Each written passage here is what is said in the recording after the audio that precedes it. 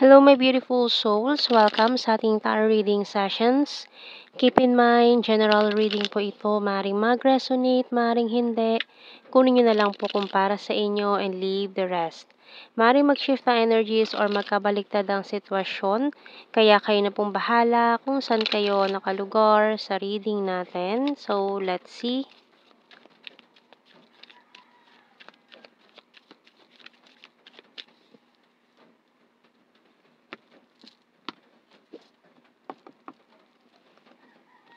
So we have here the Two of Wands and the Knight of Swords. And the Ten of Wands. The Fool. The Nine of Pentacles. The Moon card. Two of Cups. The Eight of Wands. And the Magician. Okay. So parang may napoprostrate dito. Because parang there's a long distance situation, long distance scenario. So gustong-gusto nitong taong ito na puntahan ka or maging malapit sa'yo. Pero parang nawawalan siya ng or hindi niya magawa. Parang may pumipigil sa kanya. Or parang itong long distance situation, iniisip niya na burden or pahirap sa connection or sa inyo. Kaya parang may pag-aalangan sa taong ito na to try. Napafrustrate siya, iniisip niya lagi yon or yun yung kanya laging dahilan. Or kung umiwas man itong taong to sa'yo, yun ang naging dahilan niya or yun yung lagi niyang sinasabi na dahilan kung bakit bigla siyang umiwas, biglang nagbago yung isip niya. Tingnan natin, signs and symbol cards. Pero this person will try again soon. We have the Mountain. Kasi nag-focus siya sa goals niya. After ng pag-iwas niya sa'yo, umiwas siya. Napafrustrate siya dahil sa long distance situation. Pero nagtataka siya, kahit na umiwas na siya sa'yo, with this compass, nagpapaka-busy siya sa trabaho, sa buhay. Pinipilit ka na niyang kalimutan. Pero nagtataka pa rin siya, bakit hindi nawawala yung nararamdaman niya sa'yo, yung feelings niya. And with this compass, tinuturo pa rin niya yung way pabalik sa'yo. We have the light bulb, coffee, rain, and snail. So, this person is reminiscing or namimiss ka niya. We have the lock. So, tingnan natin message ng archangels natin. So, yun lang kasi lagi, ino-overthink niya to eh. Ino-overthink niya. Bakit kasi nasa malayo ka? Bakit ganito ang sitwasyon natin? Bakit kailangan magkalayo tayong dalawa? We have here victory by Archangel Sandalphon. Your prayers have been heard and answered. Have faith. So, maaaring may wishes, dreams, ayan. Or maaaring parehas kayo na naghahangad na mag-connect kayong dalawa or maging malapit kayo sa isa't isa. So, tingnan natin. I remember every detail of that day. I'm grateful for the spiritual lesson. So, maaaring it's spiritual connection. We need to let each other go. Na kailangan niyo talaga mag-let go sa isa't isa ng mga panahong iyon. And I hid who I'm really am from you to heal that cycle na kailangan yung pagdaanan. You were the best thing in my life. I want to be more than friends. I wish I could take back my words. So, may mga nasabi siya na hindi maganda o maaaring dahil dito, friend and zone ka niya. Ayan, tapos ngayon gusto niya naman maging higher level sa friends. Maaari kasi dahil long distance kayo, friend and zone ka na lang niya. Pero nagtataka siya, bakit ganun?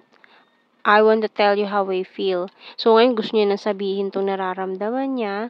Kaso para nahihiya siya kasi siya yung nang-reject sa'yo eh. Siya yung tumanggi.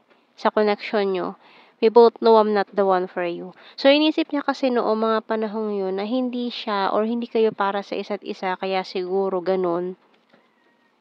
Pero, this person is asking, why? Ang daming tanong. Bakit ganun? So, kasi ang tagal na umiwas na siya matagal na siyang umiwas sa'yo. Tinanggap na niya na hindi kayo para sa isa't isa. Pero, hindi ka niya nakalimutan. Sobrang bagal lang energy with the snail card, pero mukhang magde-decide na siya very soon to take you out in a date. Magugulat ka na lang sa proposal niya to. You're the fairest of them all. Kasi tingnan mo walang hihigit sa iyo Walang ibang tao na nakilala niya sa buhay niya na talagang nagbigay sa kanya ng ganung klase ng feelings. Ayun 'di ba? I regret rejecting you. Kasi nga na-reject ka niya Dahil lang dun sa sitwasyon yung dalawa, tinanggihan ka niya or hindi na siya nag-take ng risk. I want to surprise you. Wow, it's a surprise, oh. So, talagang hindi mo aasahan tong proposal na to. This is not over yet. Di pa tapos ang laban. I love your humor. You're my rest and my healer. I have fear and anxiety and my intuition choose you. Kasi wala yung intuition niya Ikaw talaga yung hanap Ikaw talaga yung hinahanap-hanap ng sistema ng taong to. Moving forward. Okay, so kuha tayo ng initials. Enye, O, A, C,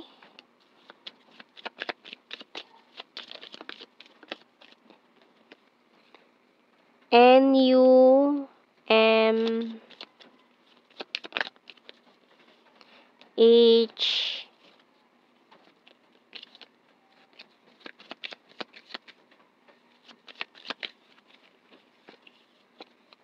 W, ano to, letter T, E, and bottom card natin, J. So, let's see sa ating blue card. Regret. Ayan.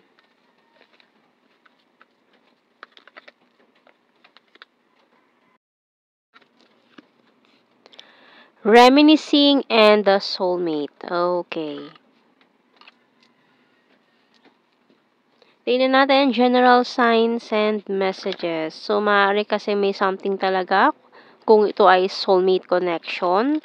Kaya this person is reminiscing, thinking about you, yung mga nangyari noon na pinagsisisihan niya.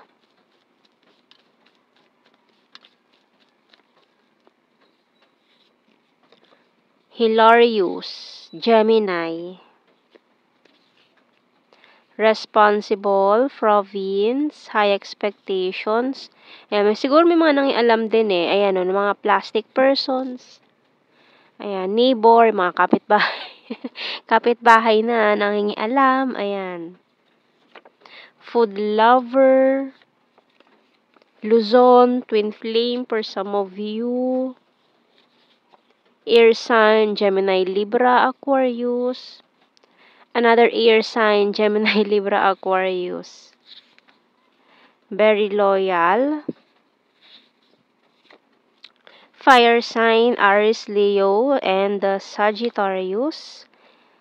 Talented, Chaser, Capricorn. Virgo, ex-lover. Confirmation, it's a long-distance situation. Frustrated siya dyan dahil sa long-distance situation. Shy at first. 9. Funny. May. Water sign, Cancer, Scorpio, Pisces. Rainy season. Taurus. Travel. Ayan, siya na yung kusang lalapit sa iyo Party, animal, and Another soulmate card. And then, nakita ko yung 10-10, completion. Maaaring, ayan o, speaking, nasa bottom card, karmic relationship. So, maaaring may pinili siyang ibang tao noon na pinagsisisihan niya ngayon. Ayan. So, yan ang ating reading, my beautiful souls. Thank you for watching. Take care and God bless. See you in our next reading, guys. Bye-bye.